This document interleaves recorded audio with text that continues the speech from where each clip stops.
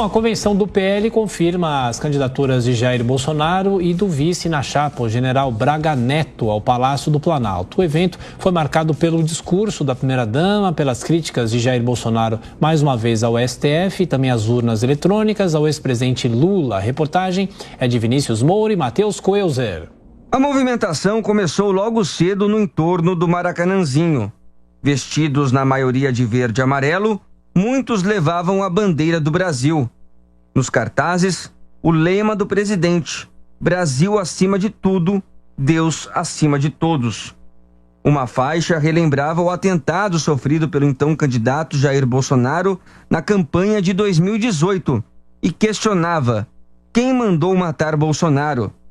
Segundo a organização, cerca de 12 mil pessoas participaram da convenção. O presidente da República chegou ao Maracanãzinho acompanhado do vice na chapa, o general Walter Braga Neto, e de mãos dadas com a primeira-dama Michele Bolsonaro. Bolsonaro foi ovacionado ao subir ao palco, onde já estavam ministros, parlamentares e aliados como o governador do Rio, Cláudio Castro. O ex-ministro da Saúde, Eduardo Pazuello, e o deputado Daniel Silveira também foram muito aplaudidos. Michele foi a primeira a discursar. Com a campanha dele, foi resgatado o patriotismo. Essa chama foi acendida. Hoje nós temos orgulho de dizermos que nós somos brasileiros. Uma terra santa, uma terra escolhida por Deus. E Deus tem promessas para o Brasil. E todas as promessas irão se cumprir. Enquanto existir esse joelhinho aqui, as promessas de Deus irão se cumprir. Bolsonaro iniciou o discurso agradecendo a Deus pela missão de ser presidente do Brasil. Todos os dias, quando me levanto, eu tenho quase que uma rotina. E nessa passagem, eu dobro meus joelhos, rezo um Pai Nosso e peço a Deus que esse povo brasileiro nunca experimente as dores do comunismo. O presidente ressaltou que o Estado não pode pesar sobre o povo e criticou ditaduras de esquerda na América Latina. Quando se fala em poder do povo, alguém acha que o povo cubano ou venezuelano não quer a liberdade? Querem liberdade? Tem? Não. Mas por que chegar nesse ponto? Escolhas erradas. Somos escravos das nossas decisões.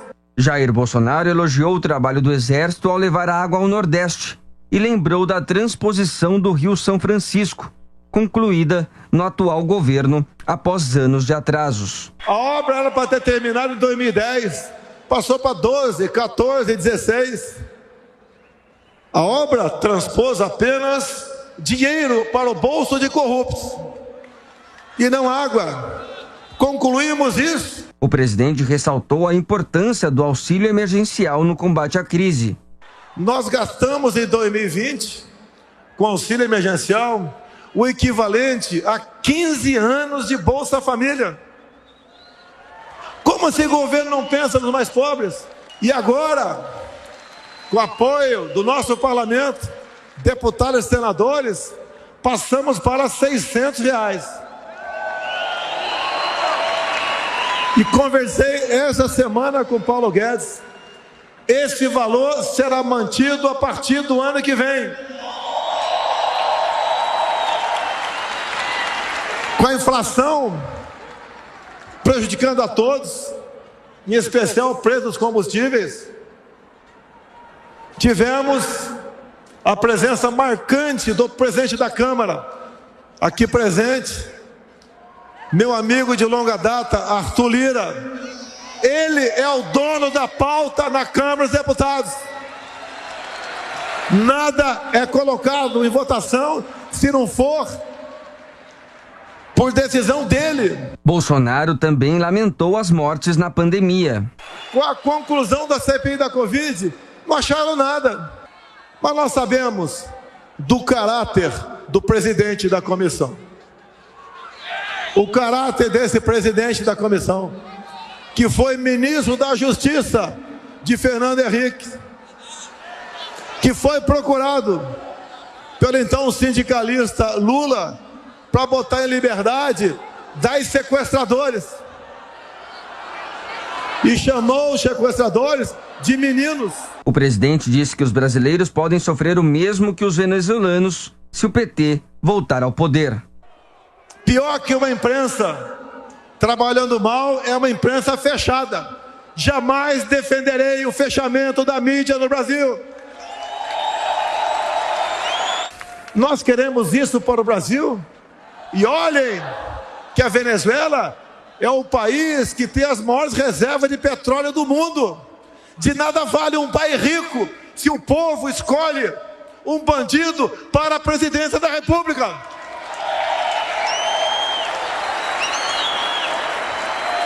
Querem dar a presidência da República para um cachaceiro descondenado? O que eu falo não é um ataque, é uma constatação.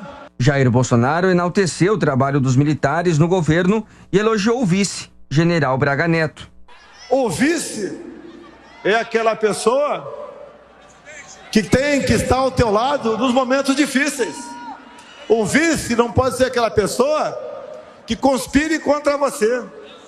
O vice é a solução do problema. E eu escolhi, sim, um general do Exército Brasileiro, que vocês o conhecem muito bem, por ocasião da intervenção aqui no Rio de Janeiro, um estado à época tomado pelo caos.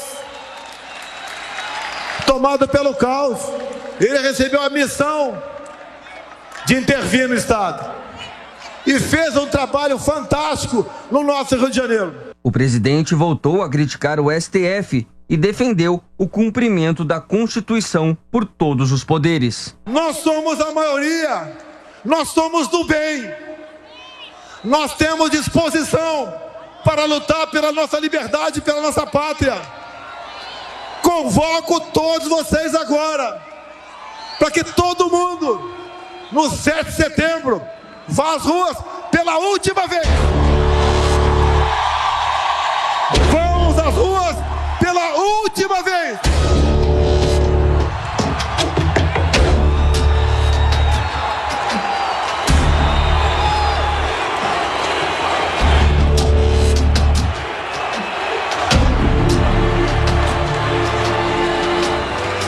Estes poucos surdos de capa preta têm que entender o que é a voz do povo. Tem que entender que quem faz as leis é o Poder Executivo e o Legislativo. Todos têm que jogar dentro das 4 linhas da Constituição. Interessa para todos nós. Ao concluir, o presidente Jair Bolsonaro disse que foi eleito em 2018 porque o povo estava cansado de velhas práticas e agora o Brasil está mudando de verdade. Tenho certeza, hoje somos muito mais do que os 58 milhões de 2018. As ruas mostram isso. E trabalhando, agindo dessa maneira, tendo o entendimento de vocês, nós atingiremos a esse objetivo.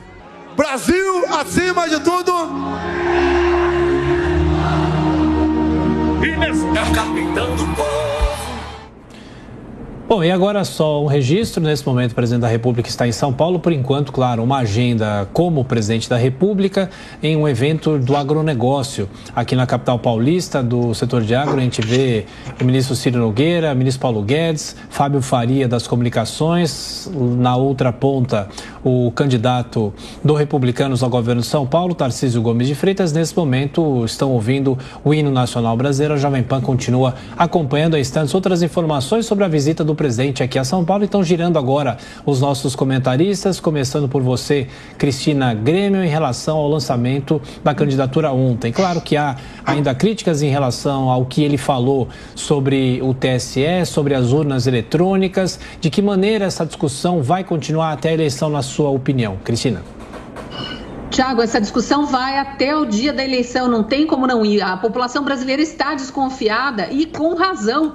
Há inúmeros indícios indícios de supostas fraudes, não só na coleta dos dados, mas especialmente na auditagem, que não é acompanhada, não é passível de acompanhamento como prevê o Código Eleitoral. E isso quem diz não é o eleitor desconfiado, isso quem diz é a Polícia Federal, que fez a auditoria das urnas a pedido do próprio TSE e concluiu que as urnas são inauditáveis. É a própria consultoria privada contratada pelo PSDB em 2014, porque também houve por parte do PSDB, que agora está aliado ao PT, mas na época disputava com o PT a presidência da República, houve desconfiança, eles contrataram uma auditoria em separado e a conclusão foi a mesma, urnas inauditáveis. Então, essa discussão vai continuar. Infelizmente, o candidato Bolsonaro é o único que se presta a ouvir a voz desse eleitorado que massivamente exige mais transparência, especialmente na auditagem dos votos. Os outros preferem chamar esses que questionam de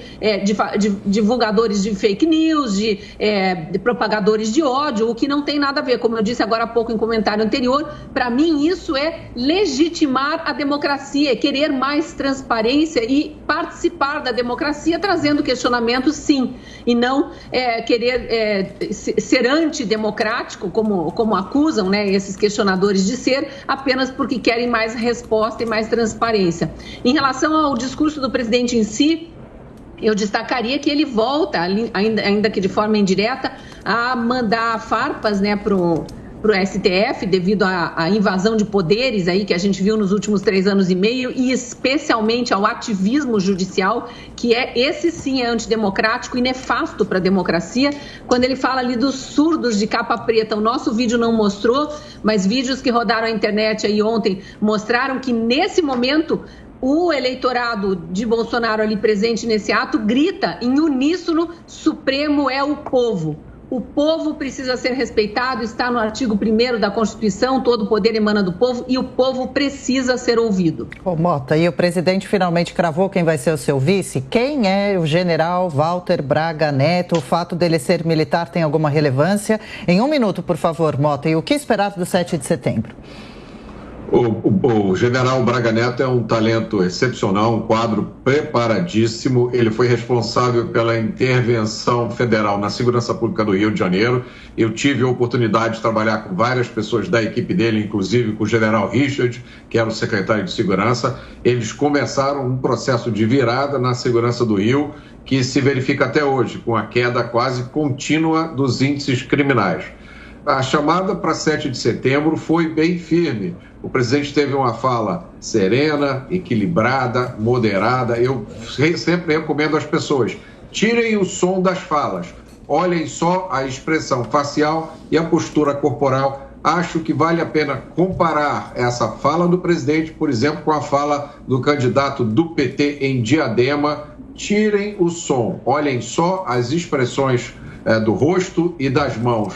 O presidente passou uma postura de liderança, autoconfiança, calma, e pediu à população que vá às ruas em 7 de setembro para mostrar o apreço pelos valores que ele listou no seu discurso: paz, tranquilidade, respeito à Constituição, respeito às leis, e para que todo mundo jogue dentro das 4 linhas da Constituição.